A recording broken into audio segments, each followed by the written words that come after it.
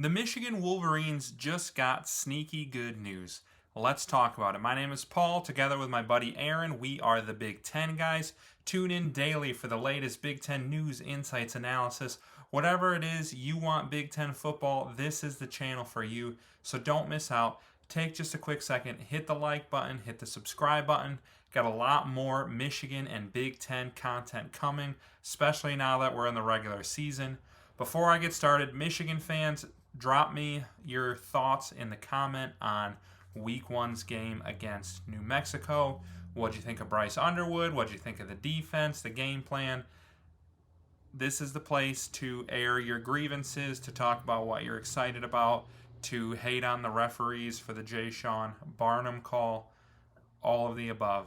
Drop us your opinions in the comments. So, some news that came after the game that got me super excited as a Michigan fan is Bryce Underwood's interview after the game. He was asked how he viewed his performance, and he gave himself a C+.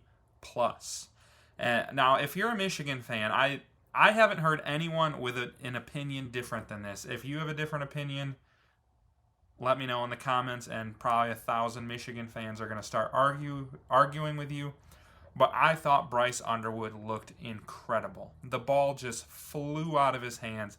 He's got an absolute laser beam. I loved how decisive he was. Like, he didn't look uncomfortable. He looked like he knew what he wanted to do with the football, and Lord knows he's got the strength to get it there. He's got accuracy. Like, we've seen big-armed quarterbacks like Joe Milton have a cannon for an arm, but struggle with the accuracy, struggle with putting touch on the ball. But he knew when to loft it up. He knew when to throw a rocket. Like, he just looked like everything we all thought he could be and more. Like, I was blown away by him, and I don't think I've ever had expectations this high for a Michigan player. So it would be easy to think that he would be coming out after the game and be like, oh yeah, it was amazing. I was so happy with the way I played. I didn't turn it over. Super pumped. But no, he's being hard on himself. And I think that says a lot about his character. Like, he's not somebody who's satisfied with pretty good or really good. He wants to be the best. And he has said that over and over and over. What was the one interview he had before the end of the season where he said he wanted to shock the world or something like that with his performance? Like, he is not interested in just being really good. He wants to be elite, and he looks the part, and he's saying the right things too. Just diving into that game, they mention it here in the article. That 3rd and 14 throw he had late in the first half is something I haven't seen as a Michigan fan since, for sure, at least J.J. McCarthy. I know that wasn't that long ago. But even J.J. a little bit. Like, I just feel like Michigan football for years has had a quarterback where, like, you need to stay ahead of the chains. And they've been pretty good at doing that. They have such a good running game. We saw with Justice Haynes, that's just going to keep rolling. And they did a good job of putting Bryce Underwood in positive situations, 3rd and 2s, 3rd and 4s, manageable 3rd down situations. But late in the second quarter, they found themselves in a 3rd and 14. New Mexico had just punched Michigan in the mouth with that crazy trick play, and then the fumble on the kickoff that led to a field goal. All of a sudden, it's 17-10. We're, as Michigan fans, just head in our hands. What's happening? It's 3rd and 14. Are they going to tie it before halftime?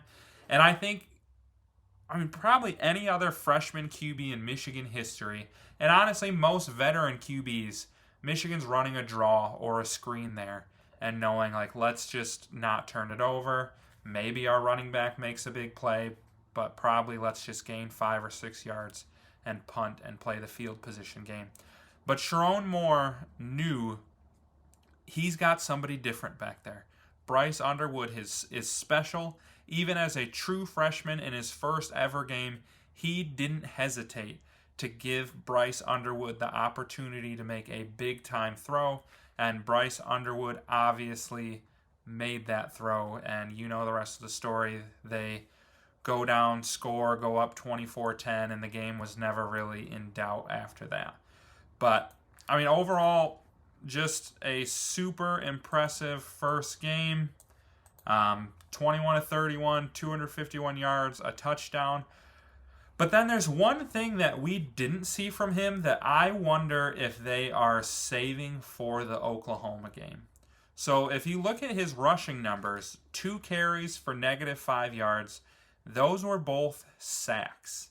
So they did not design him a single run, and he did not take off and run a single time. And, like, he's not going to be, he probably could be Lamar Jackson if he wanted to be Lamar Jackson. And I don't think he's ever going to be somebody who's going to run 15, 20 times a game.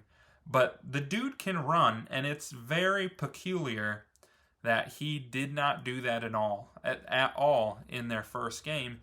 And it has me wondering if that's something they are saving for the Oklahoma game.